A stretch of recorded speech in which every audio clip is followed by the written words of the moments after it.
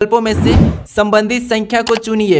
यानी जिस प्रकार यहाँ पर 25 से 17 लिखा है हमें उसी प्रकार 55 का बताना है। ठीक है, तो ये हमारा नंबर एनालॉजी का प्रश्न है। हमें सबसे पहले ये पता करना है कि यहाँ पर 25 से 17 कैसे लिखा गया है, उसी प्रकार हम यहाँ पर 55 का बताएंगे। ठीक है, तो देखिए जैसे यहाँ पर 25 से 17 लिखा है, यहाँ पर क्या क्या है, तो यहाँ पर -8 करके लिखा है। ठीक है, तो हम भी क्या करेंगे उसी प्रकार 55 में से भी -8 को कर लेंगे। तो यहाँ पर क्या होना चाहिए, 47 होना चाहिए। ठीक है, लेकिन देखिए ऑप्शन में हमारे पास 47 नहीं है, तो इस तरीके से प्रश्नों को हम सोल्व नहीं कर सकते हैं। ठीक है, तो अब देखिए यहाँ पर हम दूसरा तरीका लगाएंगे। जैसे दूसरा तरीका यानी इस 25 को हम आपस में प्लस करते हैं। ठीक है, 2 और 5 को जोड़ देते हैं, तो यहाँ पर हमारे कितने होंगे, 7 होंगे। और उसी प्रकार एक बार इसका क्या करते हैं, आपस में हम गुणा करते हैं, तो 2 और 5 का गुणा करेंगे तो यहाँ पर कितने होंगे, 10 होंगे। ठीक है, लेकिन यहाँ पर 17 दिया तो हम यहाँ पर क्या कर सकते हैं, जोड़ सकते हैं। अब जोड़ने पर हमारे यहाँ पर 7 और 10 को जोड़ेंगे तो कितने होंगे, 17 होंगे। ठीक है, और यहाँ पर देखिए 17 दिया है, तो इसी तरीके से हम यहाँ पर पता करेंगे। सबसे पहले क्या करेंगे, इसको आपस में जोड़ लेंगे। ठीक है, तो 5 और 5 को आपस में जोड़ेंगे तो यहाँ पर हमारे कितने होंगे, 10 होंगे। उसके बाद हमें क्या करना है, एक बार इसमें आपस में गुणा करना है, तो 55 का आपस में गुणा करेंगे तो यहाँ पर हमारे कितने होंगे, 25 होंगे। ठीक है, जैसे हमने यहाँ पर प्लस किया था तो यहाँ पर भी हम क्या करेंगे, प्लस कर लेंगे। ठीक है, 10 और 25 को आपस में जोड़ेंगे तो हमारे यहाँ पर कितने हो जाएंगे, 35 हो जाएंगे। यानी जो प्रश्नवाचक चिन्ह दिया है यहाँ पर क्या होना चाहिए, 35 होना चाहिए। ठीक है, तो ऑप्शन में देखिए 35 कहाँ पर है, तो ऑप्शन नंबर हमें यहाँ पर सी में दिया है, मतलब ऑप्शन नंबर सी हमारा यहाँ पर सही जवाब होगा। ठीक है, तो यहाँ पर आपको तरीकों को समझना है, लॉजिक को समझना है। ठीक है, अब चलिए हम बढ़ते हैं प्रश्न 2 पे। अब 2 नंबर का प्रश्न दिया है। ठीक है, अब प्रश्न कह रहा है कि निम्नलिखित श्रृंखला श्रेणी में प्रश्नवाचक चिन्ह के स्थान पर कौन सी संख्या होगी। यहाँ पर एक प्रश्नवाचक चिन्ह दिया है, यहाँ पर कौन सी संख्या होगी यह हमें बताना। ठीक है, तो जब भी हम श्रृंखला के प्रश्नों को सोल्व करते हैं सबसे पहले हम संख्या को ध्यान से देखते हैं। ठीक है, जैसे यहाँ पर देखिए 5 से 10 लिखा है, 10 से 30 लिखा है, 30 से 150 लिखा है, 150 से 1050 लिखा है, तो उसी प्रकार हम यहाँ पर संख्या को बताएंगे। ठीक है, तो यहाँ पर देखिए संख्या हमारी अचानक से बढ़ रही है। ठीक है, तो मैं आपको यहाँ पर हर मेरे प्रैक्टिस सेट में बताता हूँ कि संख्या अगर अचानक बढ़ती है तो वहां पर फिर आपको क्या करना है, वहां पर आपको गुणा करना है या फिर वर्ग या घन करके, ये 3 चीज करके आपको देखना है। जैसे अगर हम यहाँ पर गुणा देखते हैं, जैसे 5 का यहाँ पर 10 लिखा है, यानी यहाँ पर क्या किया है, 5 का 2 गुना किया। ठीक है, उसी प्रकार यहाँ पर 10 से 30 लिखा है, मतलब यहाँ पर 10 का क्या किया है, तो यहाँ पर 10 का 3 गुना किया है। ठीक है, फिर देखिए 30 से यहाँ पर 150 लिखा है, मतलब यहाँ पर 30 का क्या किया है, तो यहाँ पर 30 का 5 गुना किया है। फिर देखिए यहाँ पर 150 से 1050 लिखा है, मतलब यहाँ पर देखिए 150 का क्या किया है, तो यहाँ पर 150 का 7 गुना किया है। ठीक है, तो अगला हम किसके साथ गुणा करें कि हमारी अगली संख्या आ जाए। ठीक है, तो उससे पहले हम देखेंगे कि यहाँ पर पैटर्न क्या चल रहा है। जैसे यहाँ पर देखिए सबसे पहले क्या हुआ था, तो 2 गुना हुआ था, फिर 3 गुना, फिर 5 गुना, फिर 7 गुना। तो अगला किसके साथ गुना करना है, हमें पैटर्न को समझना होता है। ठीक है, तो जैसे यहाँ पर शुरू में 2 गुना हुआ, मतलब ये अभाज्य संख्या है, फिर 3 गुना हुआ अभाज्य संख्या, 5 गुना हुआ अभाज्य संख्या, 7 गुना अभाज्य संख्या, तो अगली भी हमारी किसके साथ होगी, अभाज्य संख्या के साथ होगी। तो अगली हमारी 7 के बाद कौन सी होती है, आपको पता होना चाहिए, क्या होती है, 11 होती है। ठीक है, तो यहाँ पर क्या होगा, 11 गुना होगा। ठीक है, क्या होगा, यहाँ पर 11 गुना हो जाएगा। अब 1050 का 11 गुना कितना होता है, तो आपको पता होना चाहिए, यहाँ पर 1000 का 50 का यहाँ पर 11 गुना 11550 होता है। ठीक है, तो यहाँ पर हमारी अगली संख्या कौन सी हो जाएगी, 11550। ऑप्शन में देखिए कहाँ पर है, तो ऑप्शन नंबर बी में दिया है, मतलब ऑप्शन नंबर बी हमारा यहाँ पर सही जवाब होगा। ठीक है, अगर आप पैटर्न को नहीं समझते और यहाँ पर क्या करते हैं, यहाँ पर अगर 9 गुना कर लेते, ठीक है, क्योंकि 7 के बाद अगर आप 9 गुना करते हैं तो यहाँ पर आपका आंसर क्या होता, फिर यहाँ पर होता आपका 9000 यहाँ पर 450 होता था। ठीक है, और ये आप ऑप्शन में लगाकर आ जाते हैं और प्रश्न आपका गलत हो जाता है। ठीक है, तो आपको हमेशा क्या करना है, यहाँ पर पैटर्न को समझना है, तरीका समझना है कि यहाँ पर कैसे गुणा किया जा रहा है। ठीक है, तो अभी हमारा ऑप्शन नंबर बी यहाँ पर सही जवाब होगा। अब चलिए हम बढ़ते हैं प्रश्न 3 पे।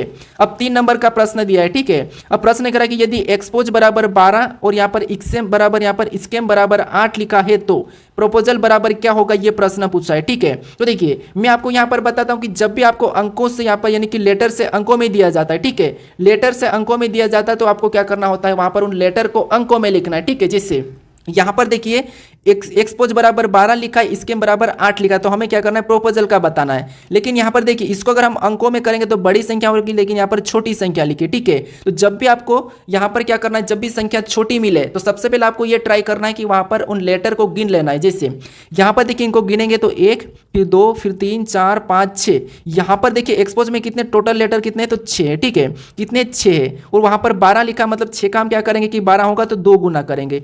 अब 6 का 2 गुना कितना होता है, 12 होता है और यहाँ पर 12 दिया है, ठीक है। उसी प्रकार हम स्केम का पता करते हैं। जैसे स्केम में लेटर गिनिए 1 2 3 4, यहाँ पर कितने लेटर है तो 4 लेटर है, ठीक है। तो जैसे हमने यहाँ पर 2 गुना किया था तो यहाँ पर भी हम क्या करेंगे, इस 4 का 2 गुना करेंगे, ठीक है।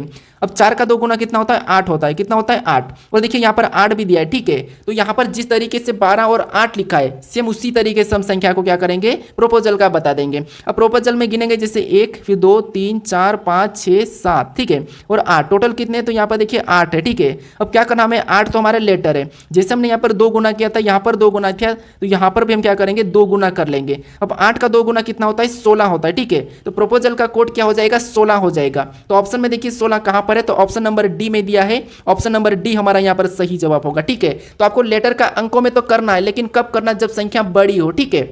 अब चलिए हम बढ़ते हैं प्रश्न 4 पे। अब 4 नंबर का प्रश्न दिया है, ठीक है। अब प्रश्न कह रहा है कि निम्नलिखित प्रश्न में प्रश्न चिन्ह के स्थान पर कौन सी संख्या आएगी। यहाँ पर एक प्रश्नवाचक चिन्ह दिया इस आकृति में, यहाँ पर कौन सी संख्या आएगी ये प्रश्न पूछा है, ठीक है। तो देखिए जब भी हम लुप्त संख्या के प्रश्नों को सोल्व करते हैं तो मैं आपको बताता हूँ कि सबसे पहले जो प्रश्नवाचक चिन्ह दिया है, जैसे यहाँ पर एक प्रश्नवाचक चिन्ह बीच में दिया है, तो उसी की जगह बाकी की संख्या कैसे लिखी ये आपको सबसे पहले पता करना है। जिस तरीके से यहाँ पर देखिए बीच में 512 लिखा है और यहाँ पर 672 लिखा है, उसी तरीके से फिर आपको क्या करना है, यहाँ पर संख्या को बताना है। लेकिन उससे पहले आपको 512 और 672 पता करना है। अगर आपको खुद से सोल्व करना तो आप वीडियो को रोक लीजिए और हर प्रश्नों को खुद से सोल्व करने की जरूर कोशिश करें, ठीक है। बाकी मैं आपको यहाँ पर कंटिन्यू पैटर्न बताता हूँ, नए टाइप बताता हूँ। अगर आप इस चैनल को अभी तक सब्सक्राइब नहीं करे दोस्तों तो इस चैनल को जरूर सब्सक्राइब कर लीजिएगा, ठीक है। वीडियो को लाइक कर दीजिएगा और ज़्यादा से ज़्यादा शेयर जरूर कर लीजिए अगर आपको अच्छा लगे तो। अब देखिए जैसे यहाँ पर हम क्या करेंगे, सबसे पहले पता करेंगे कि यहाँ पर 512 कैसे लिखा है और इसी तरीके से 672 कैसे लिखा है, दोनों में एक ही तरीका लगना चाहिए, ठीक है। तो अब देखिए अगर यहाँ पर हमारी संख्या बड़ी है तो हम आपस की संख्या को या तो जोड़ भी सकते हैं, घटा भी सकते हैं, गुणा भी कर सकते हैं, भाग भी कर सकते हैं। लेकिन संख्या अगर बीच में बड़ी हो तो फिर आपको क्या करना है, गुणा करना है आपस में।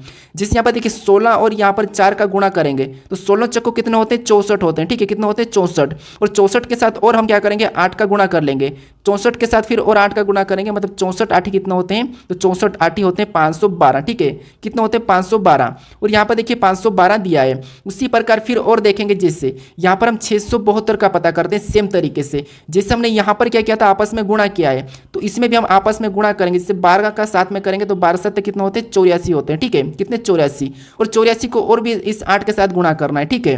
तो यहाँ पर 84 का 8 के साथ गुणा करेंगे तो 84 8 कितने होते हैं, 672 होते हैं, ठीक है। कितने होते हैं, 672। और 672 भी यहाँ पर दिया है, ठीक है। यानी एक ही तरीके से संख्या बीच में लिखी है। तो हम क्या करेंगे, इसी तरीके से इस संख्या को भी पता करेंगे। जैसे सबसे पहले तो आपको पता है इसका क्या करना है, आपस में गुणा करना है। तो 15 और 6 का आपस में गुणा करेंगे तो 15 6 कितना होते हैं, 90 होते हैं। फिर आपको क्या करना है, इस 90 का वापस से 6 के साथ गुणा करना है, जैसे ये वाली संख्या। तो यहाँ पर देखिए 90 का 6 के साथ गुणा करेंगे तो 9 6 54, ठीक है। और 0 का 0 उतर जाएगा, मतलब 540। तो यहाँ पर जो प्रश्नवाचक चिन्ह दिया यहाँ पर क्या होना चाहिए, 540 आना चाहिए, ठीक है। तो अब देखिए प्रश्न में देखेंगे जैसे विकल्प में, तो यहाँ पर देखिए विकल्प हमारा ए में दिया है, मतलब प्रश्न हमारा यहाँ पर विकल्प हमारा ए वाला सही जवाब होगा, ठीक है। तो तीनों आकृति में एक ही तरीके से आपका संख्या आना चाहिए, ठीक है। तो हमारा ऑप्शन कौन सा वाला, ए वाला यहाँ पर सही जवाब होगा, ठीक है। अब चलिए हम बढ़ते हैं प्रश्न 5 पे। अब 5 नंबर का प्रश्न दिया है, ठीक है। अब प्रश्न कह रहा है कि निम्नलिखित प्रश्न में उस वेन आरेख का चयन करें जो सर्वोत्तम रूप से दर्शाता है। यानी यहाँ पर हमें दिया जैसे स्तनधारी दिया, पशु दिया है और जिराफ दिया है। इसका वेन आरेख कैसा बनेगा ये प्रश्न पूछा है, ठीक है। अब देखिए मेरे प्रैक्टिस सेट में आपको हर प्रकार के प्रश्न मिलते हैं, लगभग 20 चैप्टर के प्रश्न मिलते हैं, ठीक है। 15 तो 100% मिलते हैं, 15 और 20 में आपको प्रश्न मिलते हैं। और सभी प्रश्न ऐसे जो नए पैटर्न के इंपॉर्टेंट है, जो कि परीक्षा में पूछे जा जाते हैं, ठीक है। अभी हाल ही के परीक्षा में पूछे जा रहे हैं उसी टाइप के प्रश्न है। अगर आप डेली प्रैक्टिस सेट देखते हो तो आप रीजनिंग में पूरे में से पूरे नंबर ला सकते हो, ठीक है। जैसे अब देखिए जब भी हम वेन आरेख के प्रश्नों को सोल्व करते हैं तो मैं आपको यहाँ पर बताता हूँ कि अगर आपको मान लीजिए प्रश्न सोल्व करते नहीं भी आता है, बिल्कुल आप नए हो, फिर भी आप प्रश्नों को आसानी से सोल्व कर सकते हैं। कैसे, सबसे पहले तो आपको ये ध्यान रखना कि जो हमें शब्द दिया है, स्तनधारी, पशु और जिराफ दिया है, क्या इनका आपस में कोई इनका रिलेशन है, क्या कोई है या नहीं है, ठीक है। ये समझना है। अगर नहीं भी पता हो तो कोई बात नहीं, आपको किसी भी एक शब्द का आरेख बनाना है, ये मैं मेरे हर प्रैक्टिस सेट में आपको सिखाता हूं। जैसे यहाँ पर देखिए स्तनधारी का हम बनाएंगे सबसे पहले, तो ये हमने स्तनधारी का आरेख बना लिया है, ठीक है। उसके बाद फिर आपको क्या करना है, दूसरे शब्द का बनाना है। जैसे दूसरा शब्द हमें यहाँ पर पशु दिया है, तो पशु का बनाने से पहले आपको ये भी देखना है कि जो हमने स्तनधारी का डायग्राम बनाया, इनको आपस में देखेंगे कि इनका कोई आपस में संबंध, रिलेशन है या नहीं है, ठीक है। तो आप कहोगे जो स्तनधारी ये क्या है, पशु के अंदर आता है। कहाँ आता है, पशु के अंदर। तो इसका डायग्राम कहाँ पर बनेगा, तो आप कहोगे यहाँ पर जो स्तनधारी ये पशु के अंदर आता है तो यहाँ पर इसका डायग्राम बाहर से बनेगा, यानी जो डायग्राम ये वाला बन रहा है, ठीक है, ये किसका बना, पशु का बना। अब देखिए अब हमें क्या करना है, तीसरे शब्द का बनाना है, जो कि तीसरा शब्द हमें यहाँ पर जिराफ दिया है। तो जिराफ का बनाने से पहले यहाँ पर देखेंगे जिराफ का संबंध पशु से है या नहीं है, या जिराफ का संबंध स्तनधारी से है या नहीं है। तो आप कहोगे जैसे जो जिराफ ये पशु के अंदर आता है और जिराफ स्तनधारी के भी अंदर ही आता है, तो यहाँ पर इनका तो दोनों से संबंध है, अंदर आता है मतलब जिराफ का डायग्राम कहाँ पर बनेगा, अंदर बन जाएगा। आपको यहाँ पर कलर के माध्यम से समझ में आ चुका होगा कि किसका डायग्राम कौन सा बना है, ठीक है। तो डायग्राम कैसा बनेगा, कुछ इस टाइप से। तो ऑप्शन में देखिए हमारे ऑप्शन नंबर कहाँ पर दिया है, तो ऑप्शन नंबर ए में दिया है, मतलब ऑप्शन नंबर ए हमारा यहाँ पर सही जवाब होगा, ठीक है। अब आपको समझ में आ चुका होगा। अब चलिए हम बढ़ते प्रश्न 6 पे।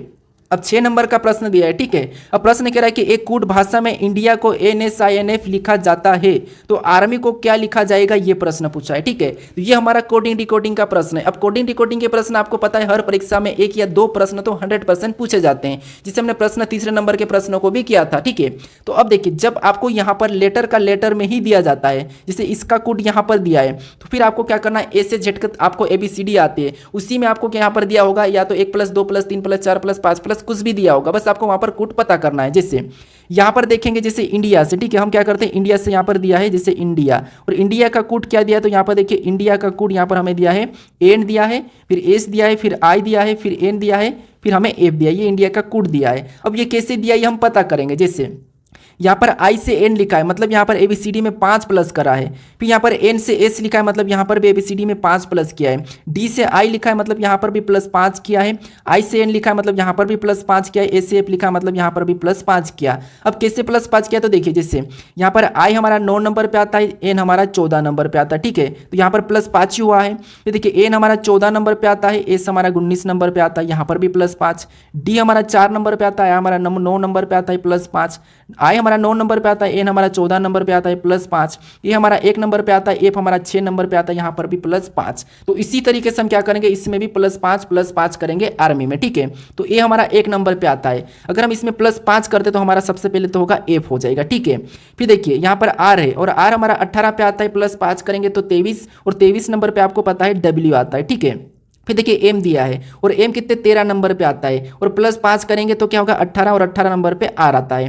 फिर देखिए वाई हमारा 25 पे आता है, इसमें भी +5 करेंगे तो यहाँ पर देखिए क्या होगा डी हो जाएगा, ठीक है, क्या हो जाएगा डी हो जाएगा। अब हमें ऑप्शन में देखना है कि FWRD कहाँ पर है, तो ऑप्शन नंबर यहाँ पर देखिए सी में दिया है, तो ऑप्शन नंबर सी हमारा यहाँ पर सही जवाब होगा, ठीक है। अगर आपको अंकों में दिया जाता है तो फिर अंकों में पता करना है, छोटी संख्या बड़ी संख्या है ये देखना है। अगर आपको कोड का वहीं से वहीं लेटर का ही है तो फिर आपको वहाँ पर क्रॉसिंग मेथड या फिर कुछ भी देखना है, बस आपको थोड़ा सा इस टाइप से पता करना है। अब चलिए हम बढ़ते हैं प्रश्न 7 पे। अब 7 नंबर का प्रश्न दिया है, ठीक है। अब प्रश्न कह रहा है कि निम्नलिखित प्रश्न में दिए गए विकल्पों में से विषम संख्या का चयन करें, यानी हमें यहाँ पर 4 विकल्प दिए, इसमें संख्या लिखिए, वो इस संख्या में एक कौन सी संख्या ऐसी है जो अलग है, उसी का चयन करना है, वही बताना है कि अलग कौन सी यानी कि असंगत कौन सी है, ठीक है। तो देखिए मैं आपको जब भी बताता हूँ कि संख्या का आपको अगर विषम बताना है तो वहां पर आपको क्या देखना है, तो सम, विषम, अभाज्य या फिर वर्ग या घन, ये 4-5 चीजें देखना है। अगर फिर भी आपको वहां पर एक भी ऐसा नहीं दिखता है तो फिर आपको मैं ये भी बताया था मेरे पहले वाले प्रैक्टिस सेट में कि आपको आपस में संख्या को जोड़ के देख लेना है। जैसे यहाँ पर हम आपस में संख्या को 55 को जोड़ेंगे तो कितना हो जाएंगे 10 हो जाएंगे, इसको आपस में 82 को जोड़ेंगे तो यहाँ पर भी 10 हो जाएंगे, इसको आपस में जोड़ेंगे तो यहाँ पर 14 हो जाएंगे, और इसको आपस में जोड़ेंगे तो यहाँ पर हमारे कितने हो जाएंगे 11 हो जाएंगे। ऐसा करके देखना है। फिर भी हमें यहाँ पर देखिए 10 तो है लेकिन 14 है 11 है, सभी संख्या हमारी अलग अलग ही दिख रही है। तो फिर आपको क्या करना है, यहाँ पर अगर आप अभी भी आपका आंसर मिल चुका है, जैसे 11 हमारी एक विषम संख्या है, ठीक है, तो अभी भी हम इसको आंसर लगा सकते हैं। लेकिन यहाँ पर हमारी दोनों की दोनों समान संख्या है तो हम यहाँ पर एक और तरीका लगाते हैं। जैसे कौन सा तरीका, अगर आपको यहाँ पर इसका आपस में गुणा करके देखना है, अगर जोड़ से नहीं आता है तो इसका आपस में गुणा करेंगे तो 5 कितने होंगे 25 होंगे, ठीक है।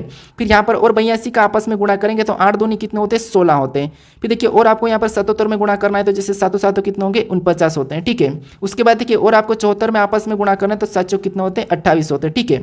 अब देखिए 7 हमारे कितने होते हैं 28 होते हैं। अब देखिए इन संख्या को ध्यान से देखते हैं तो यहाँ पर इन संख्या को देखिए, यहाँ पर जो 25 से ये क्या है 5 का वर्ग है, 16 क्या है तो 16 4 का वर्ग है, फिर देखिए 49 क्या है तो ये 7 का वर्ग है, लेकिन 28 किसी भी संख्या का वर्ग नहीं है, ठीक है, किसी भी संख्या का वर्ग नहीं है। तो यही हमारा यहाँ पर अलग दिखा है, ठीक है। वैसे पहले ही हमारा ऑप्शन डी सही हो गया था, लेकिन अभी हमारा एग्जैक्ट कौन सा है, ऑप्शन डी ही हमारा यहाँ पर सही जवाब होगा, ठीक है। तो इस तरह से भी आपको यहाँ पर देखना है, आपको यहाँ पर टाइप को समझना है। कि कितने टाइप से हम प्रश्नों को सोल्व कर सकते हैं, ठीक है। क्योंकि रीजनिंग का मतलब ही है कि अगर आप टाइप आपको नहीं पता है तो फिर आप कैसे ही प्रश्नों को, भले आपको पता है कि प्रश्नों को हम ऐसे सोल्व करते हैं, लेकिन इसमें कौन कौन सा लॉजिक लग सकता है, कैसे कैसे प्रश्नों को हम तोड़ मरोड़ सकते हैं, यही मेन बात आती है रीजनिंग में, ठीक है। अब चलिए हम बढ़ते हैं प्रश्न 8 पे। अब 8 नंबर का प्रश्न दिया है, ठीक है। अब प्रश्न कह रहा है कि निम्नलिखित अक्षर श्रृंखला श्रेणी में प्रश्न चिन्ह के स्थान पर अक्षर ज्ञात करें। यहाँ पर एक प्रश्नवाचक चिन्ह दिया है, यहाँ पर कौन से अक्षर होंगे यह हमें बताना, ठीक है। तो जब भी आपको यहाँ पर अक्षर की श्रृंखला मिले और यहाँ पर देखिए जैसे यहाँ पर 1 है, फिर 2 है, 3 है, यानी कि बढ़ते जा रहे हैं, तो आपको एक को देखना है, फिर ध्यान से देखना है। जैसे यहाँ पर देखिए ए से यहाँ पर सी लिखा है, मतलब ए से सी लिखा, मतलब यहाँ पर 2 को प्लस किया गया है, ठीक है। क्या किया है, 2 को प्लस किया है। उसके बाद यहाँ पर सी के जस्ट बाद क्या आता है, डी आता है, उसे एक बार लिख लिया है। फिर देखिए यहाँ पर सी से यहाँ पर जी लिखा है, मतलब यहाँ पर प्लस कितना किया है, तो यहाँ पर प्लस 4 किया है। फिर जी के बाद क्या आता है, तो जी के बाद एच और आई आता है, तो उनको 2 बार लिखा, ठीक है। पहले 1 लिखा था, फिर 2 लिखा। फिर तो हम क्या करेंगे, अगला जो प्रश्नवाचक है यहाँ पर बताने के लिए जी में क्या करेंगे, हम जैसे पहले 2 प्लस हुआ था, फिर 4 प्लस हुआ, तो यहाँ पर हम क्या करेंगे, 6 प्लस कर लेंगे, ठीक है। 6 प्लस करेंगे। अब देखिए यहाँ पर 6 प्लस करेंगे जी में, तो हमारा यहाँ पर क्या होना चाहिए, एम होना चाहिए, ठीक है। क्या होना चाहिए, एम होना चाहिए। फिर एम के बाद हमें 3 लेटर लिखना है, क्योंकि यहाँ पर 1 लिखा था, फिर यहाँ पर 2 लिखा है, तो हमें 3 लिखना है। जैसे एम के बाद क्या आता है, एन आता है, फिर ओ आता है, फिर पी आता है, हमको 3 लिखना है। ये हमने 3 लिखा है, एम एन ओ पी। तो ऑप्शन में देखिए एम एन ओ पी कहाँ पर है, तो ऑप्शन नंबर डी में दिया है, तो ये हमारा क्या हो जाएगा, सही जवाब होगा। लेकिन फिर भी आपको यहाँ पर चेक करना है कि अगले में 8 प्लस हो रहा है क्या, क्योंकि जैसे 2 प्लस हुआ, 4 प्लस हुआ, 6 प्लस हुआ, तो अगले में क्या होना चाहिए, 8 प्लस होना चाहिए। तो यहाँ पर अगर हम 8 प्लस करते हैं, जैसे एम में 8 प्लस करेंगे तो क्या होना चाहिए, यू होना चाहिए, और यू भी यहाँ पर दिया है, और यू के बाद देखिए वी डब्ल्यू एक्स वाई, यहाँ पर 4 भी लिखा है, मतलब हमारा यहाँ पर पक्का कौन सा होगा, ऑप्शन नंबर डी ही यहाँ पर सही जवाब होगा, ठीक है। तो आपको हमेशा प्रश्न को थोड़ा सा पूरा चेक करने की कोशिश करना, अगर आपका ऑप्शन हट जाता है तो फिर आपको वहाँ पर चेक नहीं करना है, ठीक है। अब चलिए हम बढ़ते हैं प्रश्न 9 पे।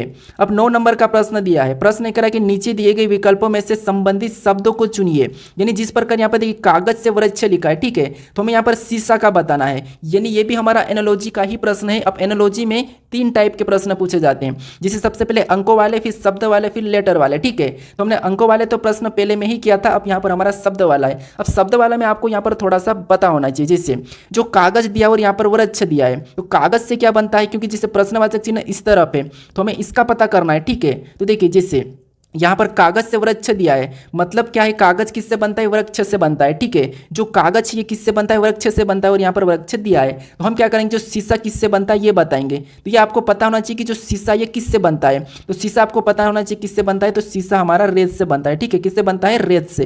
तो यहाँ पर क्या हो जाएगा, रेत हो जाएगा। तो ऑप्शन में देखिए रेत कहाँ पर है, तो ऑप्शन नंबर बी में दिया है, मतलब ऑप्शन नंबर बी हमारा यहाँ पर सही जवाब होगा, ठीक है। अब चलिए हम बढ़ते हैं प्रश्न 10 पे। अब 10 नंबर का प्रश्न दिया है, ठीक है। अब प्रश्न करा कि यदि पेनी चार्ली के भाई की बेटी की मां है तो पेनी का चार्ली से क्या संबंध है, यानी ये हमारा रक्त संबंध यानी कि ब्लड रिलेशन का प्रश्न है। तो रक्त संबंध के प्रश्न में आपको ऐसा प्रश्न दिया जाता है, ठीक है। तो फिर आपको क्या करना है, खुद को लेना है जिससे, या फिर यहाँ पर समझिए, जैसे यहाँ पर यदि पेनी, अब पेनी मान लीजिए ये हम पेनी है, ठीक है, ये हम क्या है, पेनी है। यहाँ पर पेनी चार्ली के भाई की बेटी की माँ है। अब देखिए चार्ली के भाई की बेटी की माँ है, यानी ये देखिए क्या है, चार्ली के भाई, ये चार्ली का भाई हो गया, और चार्ली के भाई की, यानी भाई मतलब यहाँ पर मैं बी बना देता हूँ, तो ये भाई हो गया, ठीक है। और चार्ली के भाई की बेटी, बेटी मतलब नीचे हो जाएगी, और बेटी का मैं यहाँ पर माइनस बना देता हूँ, ठीक है, समझने के लिए। और चार्ली के भाई की बेटी की माँ है, कौन है माँ, तो यहाँ पर पेनी, पेनी क्या है, तो चार्ली के भाई की बेटी की माँ है। अगर ये चार्ली के भाई की बेटी की माँ है तो मतलब चार्ली के भाई की ये पत्नी होगी, कौन, पेनी। तो ये पत्नी हो गई, मतलब ये पति पत्नी है, ठीक है। वो ये चार्ली, ये कौन है, ये चार्ली है। अब देखिए हमें प्रश्न क्या पूछा है, तो प्रश्न पूछा है कि तो पेनी का चार्ली से क्या संबंध है, ठीक है। यानी यहाँ पर प्रश्न पूछा है कि तो पेनी का चार्ली से क्या संबंध है। अब मैं आपको बताता हूँ कि आप यहीं पर बड़ी गलती करते हैं कि जहाँ पर से लगा वहाँ से आपको उल्टा बताना। जैसे अब चार्ली से मतलब चार्ली की पेनी क्या लगेगी ये आपको बताना है। तो देखिए जो चार्ली है, अब चार्ली की पेनी क्या लगेगी, तो जैसे चार्ली का भाई है, ठीक है, ये कौन है, चार्ली का भाई है, और चार्ली के भाई की पत्नी है, चार्ली के भाई की पत्नी, यानी कि आपके भाई की पत्नी आपकी क्या लगेगी, तो आप कहोगे भाभी लगेगी। तो यानी कि चार्ली की जो पेनी क्या लगेगी, भाभी लगेगी, मतलब ऑप्शन नंबर बी वाला हमारा यहाँ पर सही जवाब होगा, ठीक है। अब